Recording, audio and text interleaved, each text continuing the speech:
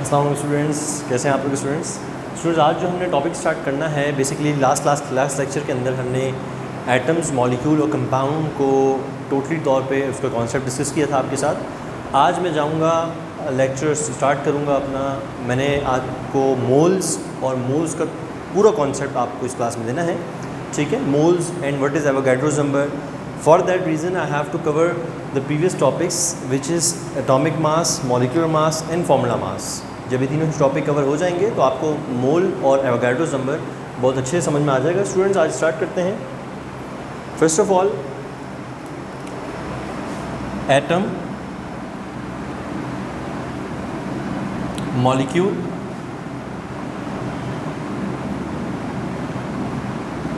And compound, ठीक है। ज़रा सा क्विक रिव्यू लेते हैं और क्विक रिव्यू में इन तीनों को डिफाइन करने की कोशिश करते हैं, ठीक है। एटम का आपको बताया था, atom is basically the smallest particle of matter. किसी भी एलिमेंट का, किसी भी मैटर का स्मॉलेस्ट पार्टिकल जो कि फर्दर डिवाइड ना हो सके उसे हम एटम कहते हैं। जबकि मॉलिक्यूल और कंपाउंड को मैंने आपको बहुत ज़्यादा डिटेल के अंदर एक्सप्लेन किया था इसको कि मैं मॉलिक्यूल के अंदर two or more atom of the same element or different element combine chemically to form molecules. They are mostly in liquid and gaseous state. They have molecule is formed with the help of covalent bond, whether compound is formed having ionic bond, and in compound we have metal and non-metal combined with each other, ठीक है। And in molecule we have non-metal combined together to form a molecule. We have certain examples and we have taken in the last lecture. Atom has an example: sodium, potassium, hydrogen, oxygen, they all are atom. But for molecule we can take example of water, ठीक है। I can write it. Sodium is atom, hydrogen is atom. For molecule we can take water, we can take H2. Now see the difference, H is an atom but H2 is a gas, ठीक है। And H2 is molecule, as it is in gaseous state and it is combined. It is formed by the combination of two atoms of hydrogen. When two atoms of hydrogen combine to form molecule of hydrogen gas. And for compound we can take NaCl, or you can say that CaCl2. तो मैंने यहाँ पर दो example आपके सामने लिखी हैं, atom की दो एग्जाम्पल, मॉलिक्यूल की दो एग्जाम्पल और कंपाउंड की दो एग्जाम्पल। हालांकि ऐसी बेतहाशा एग्जाम्पल्स हैं हमारे पास, लेकिन हम चूँकि इसको डिटेल में ऑलरेडी पढ़ चुके हैं, तमाम तरह डेफिनेशंस एटम की, मॉलिक्यूल की, कंपाउंड की हम इसको डिटेल में पढ़ चुके हैं ऑलरेडी। लिहाजा आज का जो मेरा टारगेट है वो आपको मोल तक लेके जाना है, और मोल तक लेके जाने के लिए सबसे पहले आपको ये कॉन्सेप्ट क्लियर होने चाहिए जो कि हम ऑलरेडी क्लियर कर चुके हैं। तो आइए स्टूडेंट्स, के बाद मैंने आपको बताना है मासेस।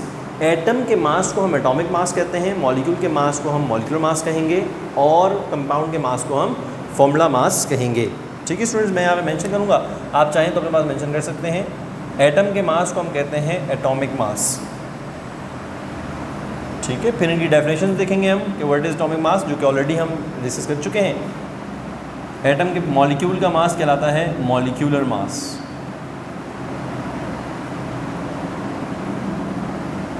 एंड देन कंपाउंड का मास कहलाता है हमारे पास फॉर्मूला मास।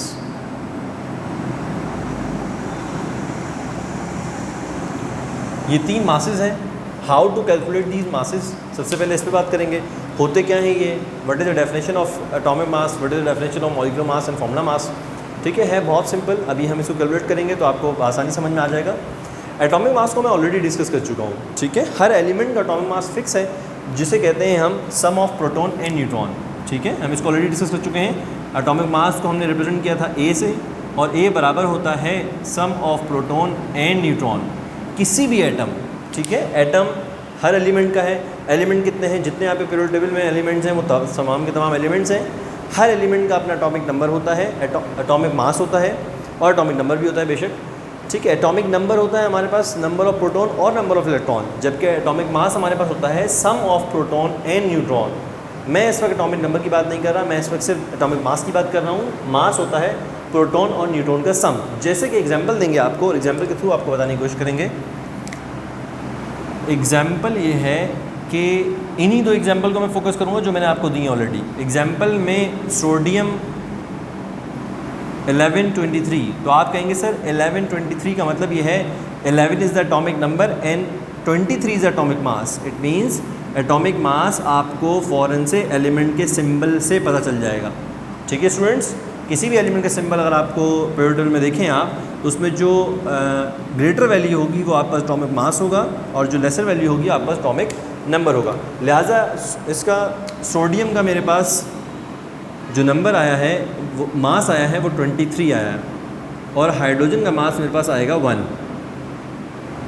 ठीक है स्टूडेंट, जब भी हम मास लिखते हैं तो हम उसका यूनिट लिखते हैं AMU, which is atomic mass unit. मैं यहाँ पे वापस से मेंशन करूँगा, जब भी हम एटॉमिक मास लिखेंगे तो हम उसका यूनिट लिखेंगे AMU, which is atomic mass unit. ठीक है स्टूडेंट्स, लिहाजा अगर आपसे कोई पूछेगा बताएं सोडियम का एटॉमिक मास कितना है, तो आप कहेंगे सोडियम का एटॉमिक मास है 23 AMU एंड हाइड्रोजन का एटॉमिक मास है 1 AMU। लिहाजा मैंने आपको एटॉमिक मास की एग्जांपल दी, उसकी डेफिनेशन बताई कि एटॉमिक मास होता है sum of proton and neutron. हमने एग्जांपल ली सोडियम की, हाइड्रोजन की, दोनों में हमने 23 और 1 जो निकाला है वो है basically sum of proton and neutron present in the nucleus of the respective atom. ठीक है, फॉर एग्जाम्पल सोडियम की बात करूँ, सोडियम का जो न्यूक्लियस है उसके अंदर हमारे पास 23 सम ऑफ प्रोटॉन एंड न्यूट्रॉन है। लिहाजा अब हम नेक्स्ट पे चलते हैं, जो है हमारे पास molecular mass.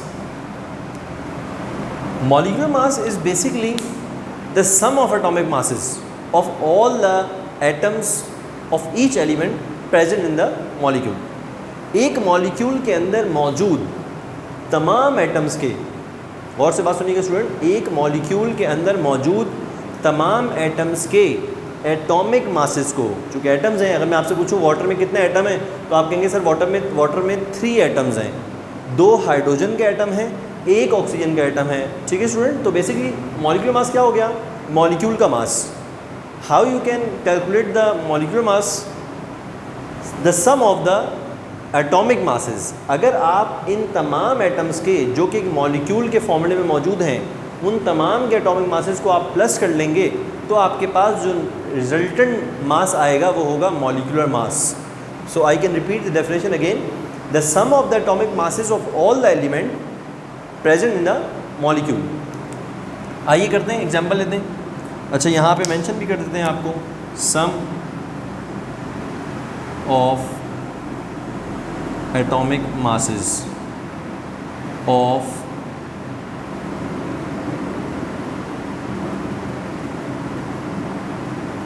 all the element of all the atoms of each element। ठीक है, sum of atomic masses of all the atoms of each element. हर एलिमेंट, जितने भी एलिमेंट हैं, कितने एलिमेंट हैं, 2 एलिमेंट हैं। ईच एलिमेंट के how many atoms are there, hydrogen के 2 एटम्स हैं, ऑक्सीजन का 1 एटम है। इनके मासेस को, कौन से मासेस को, इनके एटॉमिक मासेस को, वो कहाँ से पता चलेंगे, वो हमें एटॉमिक मासेस से पता चलेंगे जो कि हमें पीरियोडिक टेबल में गिवन होंगे। तो स्टूडेंट आइए, यहाँ पर मैं एग्जांपल लूँगा, फिर से वाटर जो मैंने आपको दिया उसकी एग्जांपल लेंगे। अगर मैं आपसे पूछूं वाटर का मॉलिक्यूलर मास क्या है, तो आप क्या करेंगे स्टूडेंट, मॉलिक्यूलर मास निकालने के लिए मैंने आपसे कहा था 2 एटम है हाइड्रोजन के, multiply by 1 is the atomic mass of hydrogen, then plus sum of it means plus atomic masses of all the atoms of each element. हर एलिमेंट के जितने एटम्स मौजूद हैं उनके मासेस को प्लस करें आप, तो आपके पास रिजल्टेंट जो मास आएगा बेसिकली वो आपके मॉलिक्यूल का होगा and it is said to be molecular mass. ठीक है स्टूडेंट, अब हाइड्रोजन गैस का भी निकाल लेते हैं जो कि बहुत आसान है। हाइड्रोजन गैस में 2 ही एटम हैं, हाइड्रोजन के 2 एटम हैं हाइड्रोजन के, तो हाइड्रोजन का मास कितना है 2, लिहाजा आप कह सकते हैं 2AMU। हाइड्रोजन गैस का मास कितना हो गया, कौन सा मास, मॉलिक्यूलर मास। हाइड्रोजन गैस का मॉलिक्यूलर मास 2AMU हो गया। अब अगर आप मुझे ये कहते हैं स्टूडेंट कि सर हाइड्रोजन का एटॉमिक मास 2AMU है, तो it's not atomic mass. Hydrogen का एटॉमिक मास 1AMU है। हाँ, हाइड्रोजन गैस का एटॉमिक मास 2AMU है, क्योंकि गैस के अंदर दो हाइड्रोजन के एटम मिलते हैं तो वो गैस बनती है, मैंने आपको पहले बताया। एटॉमिक फॉर्म में हाइड्रोजन H है, जबकि मॉलिक्यूलर फॉर्म में हाइड्रोजन H2 है। तो मॉलिक्यूलर फॉर्म में हाइड्रोजन गैस का जो मॉलिक्यूलर मास है वो 2 AMU है, जबकि एटॉमिक हाइड्रोजन का मास जो है वो 1 AMU होगा। Now proceeding towards the compound, example आपके सामने मेंशन है, और कंपाउंड के मास को फॉर्मूला मास कहते हैं, मॉलिक्यूलर मास नहीं कहते।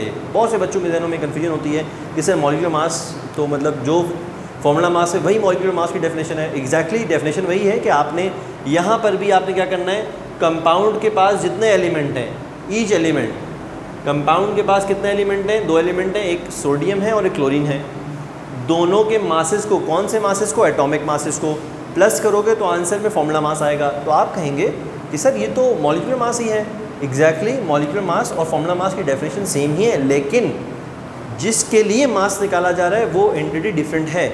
जैसे कि मैं कहूँ कि ये मास निकाला गया है मॉलिक्यूल का, therefore this mass is said to be molecular mass.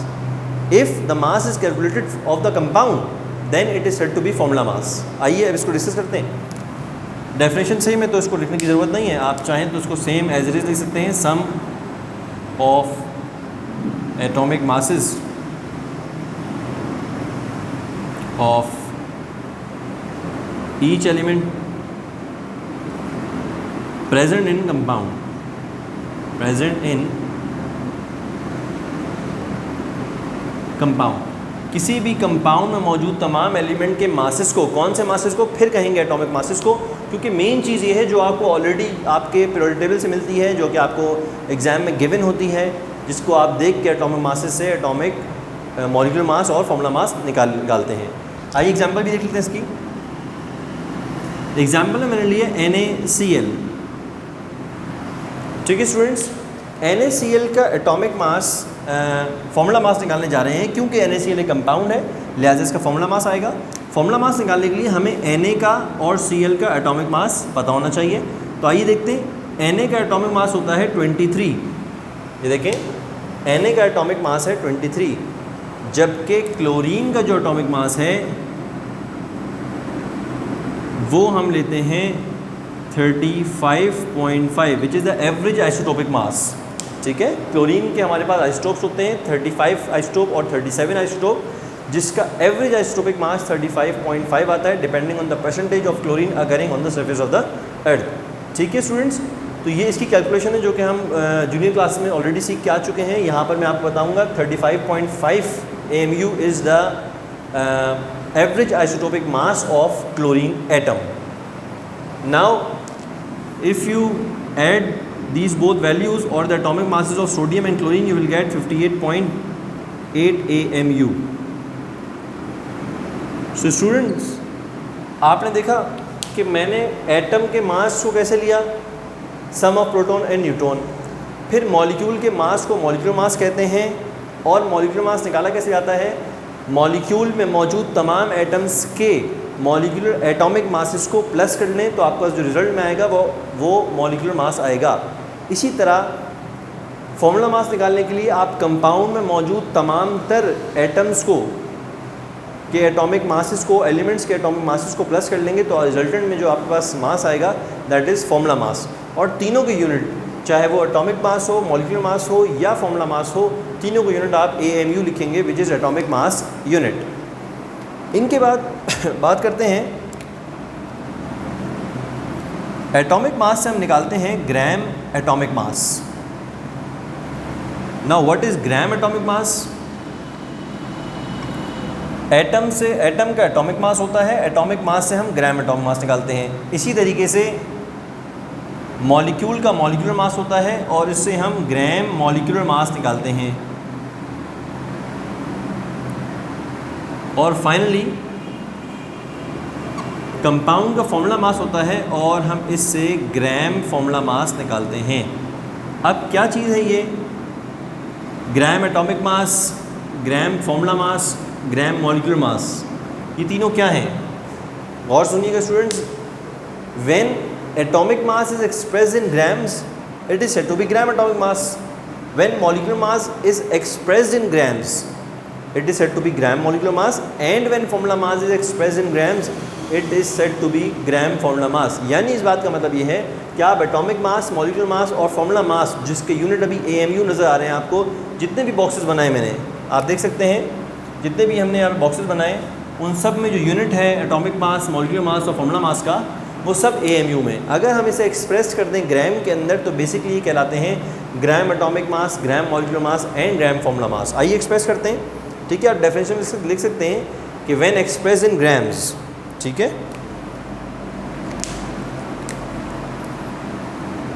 Atomic mass expressed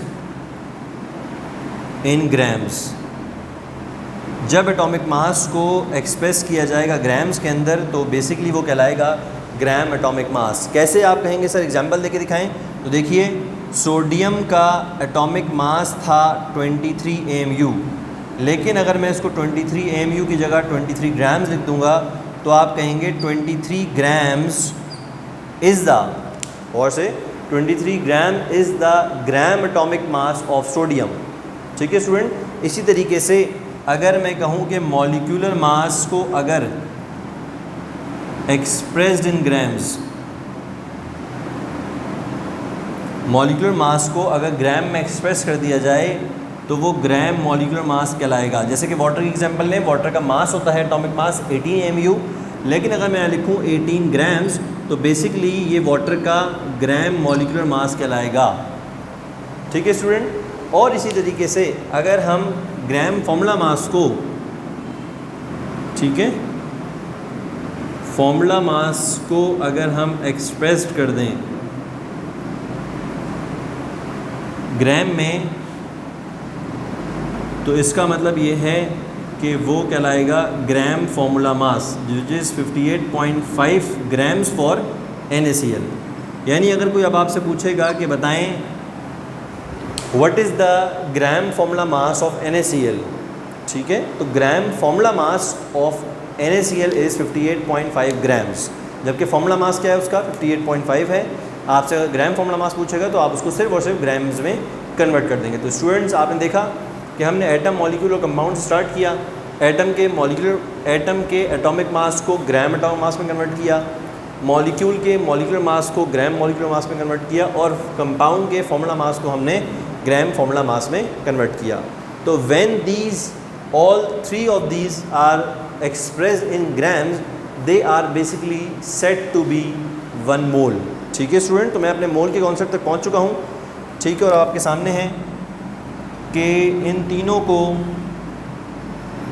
मैं इन तीन की बात नहीं कर रहा, NaCl, वाटर और सोडियम की बात नहीं कर रहा, मैंने जो आपको समझाया है अभी मैं उस तक आ रहा हूँ कि अगर आपसे आपको पूछेगा व्हाट इज़ मोल, आपको उसकी पूरी हिस्ट्री पता होनी चाहिए कि if you want to define a mole, अगर आप मोल को डिफ़ाइन करना चाहते हैं तो आप ये कह सकते हैं कि जब भी किसी एटम के एटॉमिक मास को, मॉलिक्यूल के मॉलिक्यूलर मास को और कंपाउंड के फॉर्मूला मास को ग्राम्स में एक्सप्रेस किया जाएगा, then these gram atomic masses, molecular mass और formula mass is equal to mole, ठीक है स्टूडेंट। यानी अगर मैं आपसे पूछूंगा कि बताएं आप सोडियम जस्ट एटम की बात करेंगे, मैं अगर आपसे पूछूं बताएं सोडियम के 1 मोल में कितना मास हो सकता है, तो आप कहेंगे सोडियम के 1 मोल में 23 ग्राम्स है।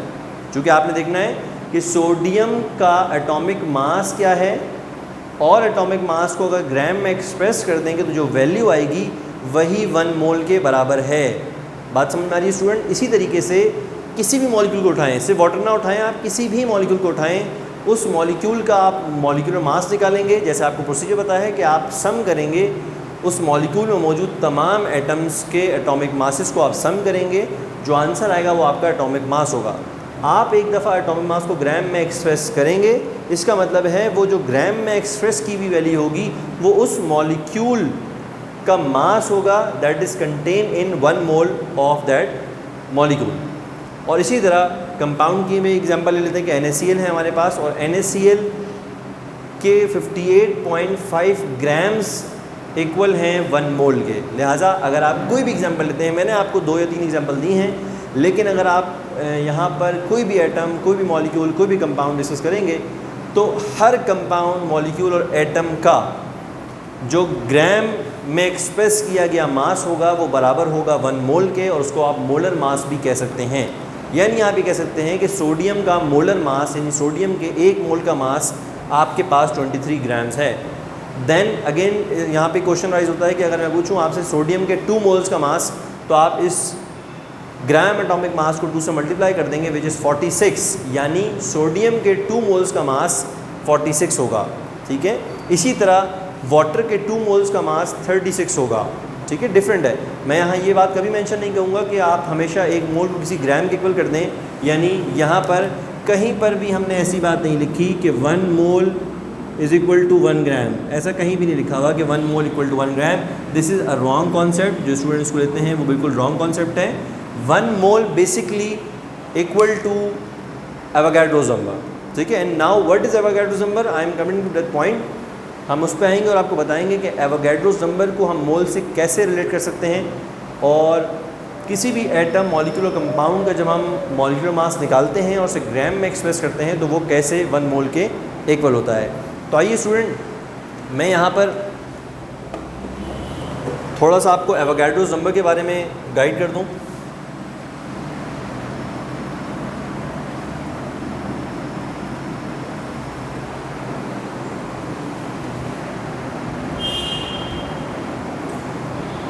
जी स्टूडेंट्स, यहाँ पर मैंने मेंशन किया है कि 1 mole of any particle, 1 mole of any substance contain 6.02 multiply by 10⁻⁻23 particles. इसका मतलब ये है कि किसी भी सब्सटेंस का, चाहे वो एटम हो, मैं यहाँ मेंशन भी करूँगा, चाहे वो एक एटम हो, ठीक है, वो मॉलिक्यूल हो,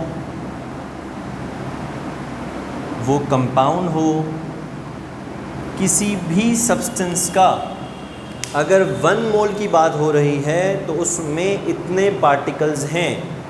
अब पार्टिकल्स का वर्ड है, पार्टिकल्स का मतलब एटम्स भी हो सकते हैं, पार्टिकल्स का मतलब आइंस भी हो सकते हैं, पार्टिकल्स का मतलब मॉलिक्यूल्स भी हो सकते हैं, पार्टिकल्स का मतलब फॉर्मूला यूनिट्स भी हो सकते हैं। एवोगाड्रोस नंबर क्या है? एवोगाड्रोस एक केमिस्ट थे जिन्होंने नंबर दिया हमें, और ये नंबर अप्रॉक्सीमेशन नंबर है जिसमें उन्होंने बताया कि किसी भी चीज़ के 1 मोल में number of particles mean atoms, ion, molecule, etc. Number of particle contained in 1 mole of any substance is equal to 6.02 10⁻23। तो उन्होंने यहाँ कैलकुलेशन से बताया कि 1 मोल आप किसी भी चीज़ का निकालें उसमें इतने पार्टिकल्स हैं। ठीक है, अच्छा 1 मोल किसे कहते हैं ये मैं ऑलरेडी बता चुका हूँ कि किसी भी एटम को, मॉलिक्यूल को, कंपाउंड, इन तीनों के मासेस को अगर आप ग्राम में एक्सप्रेस कर देंगे, they all are said to be 1 mole. It means they all contain 6.02 10⁻23 particles respectively. They are atoms, ions, molecules और फॉर्मूला यूनिट्स। तो आइए मैं यहाँ पर फिर से आपके लिए एग्जांपल लेके आऊँगा। एटम में सोडियम की एग्जांपल मैंने फिर से ली, ठीक, बल्कि चेंज करते हैं हम एग्जांपल को और हम लेते हैं एटम के अंदर कार्बन की एग्जांपल। कार्बन का एक एटम है, मैंने आपसे कहा कि इसका मास कितना होगा। आपने कहा सर पीरियोडिक टेबल के हिसाब से अगर हम इसका मास देखें, और we all know that carbon के प्रोटॉन और न्यूट्रॉन को सम करने पे जो एटॉमिक मास आता है वो 12 AMU आता है। ठीक है, देन मॉलिक्यूल में आपने कहा सर मॉलिक्यूल इस दफ़ा लेंगे हम H2SO4, बड़ा मॉलिक्यूल लिया आपने H2SO4। अब H2SO4 का आपने मॉलिक्यूलर मास निकालना होगा।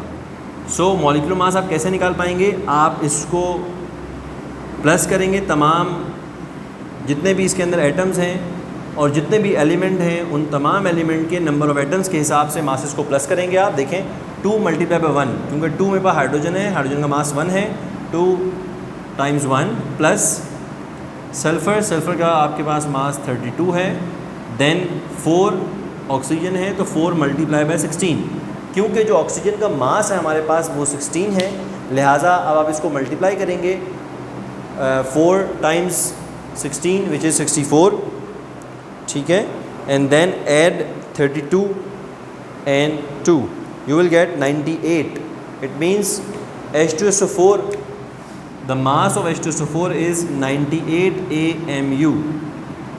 Okay student, now compound में एग्जाम्पल लेते हैं हम CaCl2 की। कैल्शियम का जो मास है वो 40 है, जबकि Cl2 यूज़ कर रहा हूँ मैं क्लोरीन, और क्लोरीन का जो मास है वो 35.5 है। अब स्टूडेंट्स अगर आप इसको कैलकुलेट करें तो आपके पास जो आंसर आएगा वो आएगा 111। लिहाजा मैं यहाँ कहूँगा कि 111 AMU, this is the mass of a compound, formula mass, this is the mass of a molecule, molecular mass, and this is the mass of an atom, which is atomic mass. When these masses are converted into grams, it will become 12 grams, it will become 98 grams, and it will be 111 grams. Okay students, when the molecule, atom and atomic mass, molecular mass and formula mass are expressed in grams, they all are equal to 1 mole. समझ में आ रही है students आप लोगों को कि वो तमाम के तमाम एटम्स, तमाम के तमाम मॉलिक्यूल्स और तमाम के तमाम कंपाउंड्स का जब आप मास निकालते हैं, एटॉमिक मास, मॉलिक्यूलर मास और फॉर्मूला मास, और जब उसे ग्राम में एक्सप्रेस करते हैं तो ग्राम में एक्सप्रेस की गई वैल्यू को हम 1 मोल के बराबर कहते हैं। तो you can now say that 1 mole of carbon contain 12 grams, 1 mole of H2SO4 contain 98 grams and 1 mole of calcium chloride contain 111 grams. ठीक है student, and this 1 mole contain particle which is equal to 6.02 10 raised to the power 23. It means 12 grams of carbon contain the same particle that 98 grams of H2SO4 have. ठीक है, चाहे carbon के 12 grams हों, चाहे 98 grams हों, चाहे 111 grams of calcium chloride हों, तीनों के अंदर जो पार्टिकल्स हैं वो सेम है। शर्त ये होगी कि इसके पास एटम्स होंगे। ये पूछूंगे बताएं हाउ मेनी पार्टिकल्स, यानी how many atoms are there. Atom की बात होगी तो हम एटम्स यूज़ करेंगे, ठीक है, इसके पार्टिकल्स के अंदर हम एटम यूज़ करेंगे। मॉलिक्यूल की बात होगी तो हम मॉलिक्यूल्स यूज़ करेंगे। लिहाजा मैं इसको क्या कह सकता हूँ कि 12 grams of carbon contains 6.02 10 raised to the power 23 atoms of carbon. ठीक है स्टूडेंट, आप यहाँ लिख सकते हैं यूँ करके कि 12 grams of carbon contains 6.02 10 raised to the power 23 atoms of carbon. Carbon के 12 ग्राम में कितने एटम्स हैं? इतने एटम्स हैं, ठीक है। इसी तरह 98 ग्राम ऑफ H2SO4 में क्या है? इतने ही मॉलिक्यूल्स ऑफ H2SO4 हैं, ठीक है। अगर ये मैं बात करता हूँ कि ये जो चीज़ है मेरे पास वो 1 मोल के बराबर है, क्योंकि 12 gram of carbon is equal to 1 mole. अगर मैं कहता हूँ कि मेरे पास कार्बन के 2 मोल्स आ गए, तो 2 मोल का मतलब ये होगा, 2 मोल्स का मतलब ये होगा कि मेरे पास कार्बन के 24 ग्राम्स आ गए, क्योंकि मुझे 1 मोल की तो वैल्यू पता है विच इज़ फिक्स्ड, जो कि फिक्स है, वो चेंज नहीं होगी। अगर मैं पूछूं आपसे, कहीं पे भी आप चले जाएं, अगर मैं पूछूं 1 मोल ऑफ कार्बन एटम में कितने ग्राम्स होंगे, तो आप हमेशा 12 ग्राम्स कहेंगे, क्योंकि 1 मोल ऑफ कार्बन एटम का मतलब स्टूडेंट ये है कि कार्बन के एटॉमिक मास को जस्ट आप ग्राम में एक्सप्रेस कर दें, और कार्बन का एटॉमिक मास कभी चेंज नहीं होगा। यहाँ पर जो मैंने आपको एग्जाम्पल दी है इस कार्बन की, उसमें कार्बन का एटॉमिक मास चेंज नहीं है यहाँ पर। लिहाजा जब भी मैं आपसे पूछूंगा कि 1 mole of carbon contain how many grams, तो आप हमेशा कहेंगे 12 grams. 2 mole of carbon contain 24 grams. इसी तरह अगर मैं पूछूं कि 2 moles of carbon contain how many particles, तो आप कहेंगे 2 मोल्स, देखें 2 moles of carbon contain 24 gram, and if it contain 24 grams then it contains the particle which is 2 multiplied by 6.02 10 raised to the power 23। Student आपने समझा? अगर आप मोल 2 moles लेके आएंगे तो एवोगैड्रोस नंबर भी 2 से मल्टीप्लाई हो जाएगा, 3 मोल्स लेके आएंगे एवोगैड्रोस नंबर 3 से मल्टीप्लाई हो जाएगा। इसका मतलब है जैसे जैसे आप मोल्स बढ़ाते जाएंगे वैसे वैसे आपके एवोगैड्रोस नंबर के थ्रू पार्टिकल्स बढ़ते जाएंगे, क्योंकि यहाँ पर मेंशन कर दी गई ये बात कि 1 mole of any substance contain 6.02 10 raised to the power 23 particles, either they are ions, atoms or molecules etc. ठीक है स्टूडेंट्स, यहाँ हमारा मोल्स का कॉन्सेप्ट एकदम क्लियर हो चुका है, जिसमें हमने एटॉमिक मास, मॉलिक्यूलर मास और फॉर्मूला मास को निकालना सीखा। ठीक है, इनको ग्राम में एक्सप्रेस किया, जिससे हमारा gram molecular mass, gram formula mass और ग्राम एटॉमिक मास आया। इन तमाम मासेस को हम 1 मोल के इक्वल कहते हैं, और 1 मोल कंटेन करता है अपने पास 6.02 10⁻23 पार्टिकल्स। लास्ट लेक्चर की लास्ट बात यहाँ पर मेंशन करेंगे कि 1 मोल किसी भी पार्टिकल का, किसी भी सब्सटेंस का 1 मोल कितनी स्पेस ऑक्यूपाई करता है, the volume occupied by 1 mole of any substance, इस पे बात करेंगे।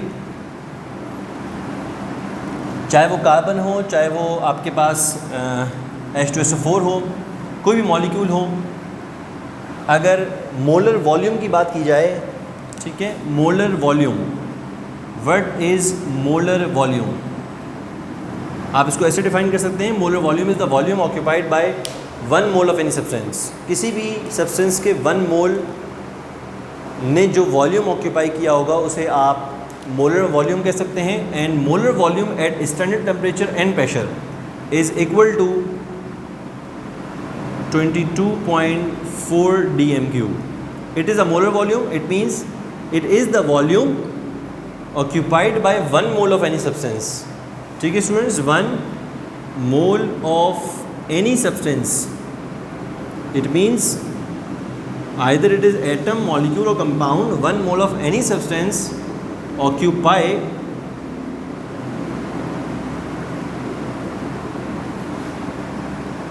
22.4 dm³ at standard temperature and pressure।